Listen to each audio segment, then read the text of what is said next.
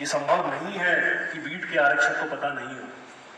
ये संभव नहीं है कि थाना प्रभारी की नॉलेज में चीजें नहीं आता, सिवाय इसके कि आपने अनदेखी की।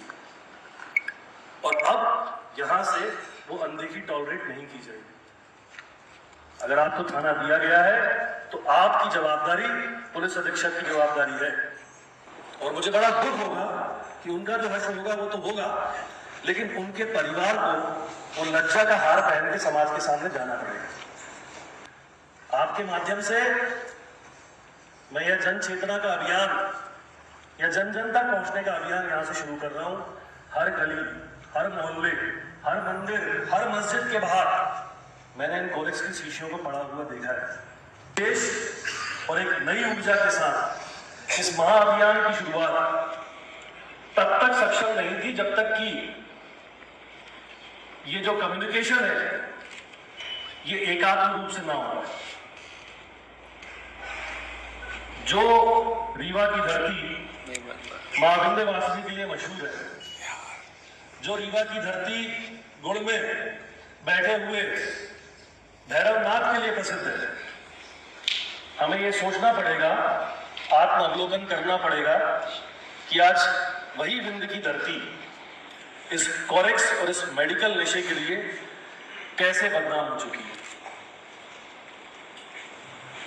15 से 20 साल हो चुके हैं। आपने से अधिकांश ने यहां नौकरी शुरू करी होगी और शायद आप उस नौकरी के मध्य में पहुंच चुके हैं। कई अधिकारी आए और कई अधिकारी गए जिन्होंने कई बार मेडिकल नशे को मिटाने के लिए संकल्प लिया हो, परंतु फिर भी समस्या आज जस की तस है। आप जानते हैं इसका कारण क्या है?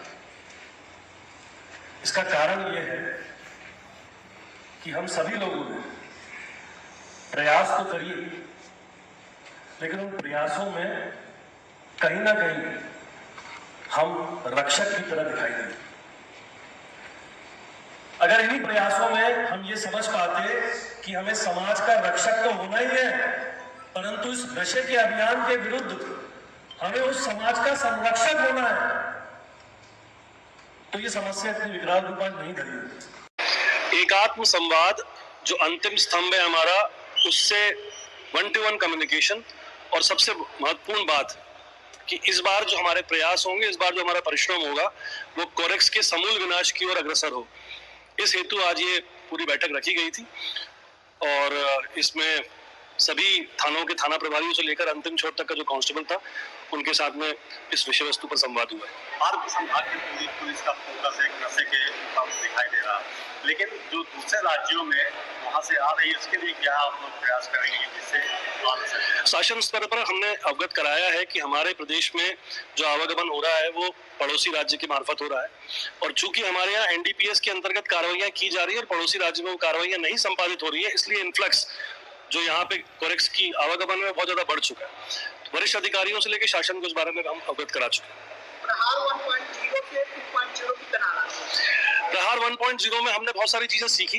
प्रहार 1.0 में हमने प्रयासों की अधिकतमता के ऊपर जोर दिया, पर प्रहार 2.0 में अब प्रयास के साथ साथ परिश्रम और तंत्र इन्वॉल्व होगा। प्रयास 2.0 में पहले हम प्रयास 1 में रक्षक थे, अब हम इस एंटी कोरेक्स कैंपेन के संरक्षक हैं और जन समाज के साथ में उनके कल्याण के लिए, उनके उत्थान के लिए और उनके जो भी आत्मसम्मान है उसके लिए हम पुलिस फोर्स पूरी तरह से प्रतिबद्ध है। आपकी पुलिस निरंतर कार्रवाई कर रही है, रोज कार्रवाई हो रही है, दूसरे राज्यों पर कैसे रोक लगेगी कि यहाँ? हमारा पहला उद्देश्य तो ये है कि हमारे विंध्य प्रदेश में पूरी तरह से कोरेक्स का आवागमन बंद हो।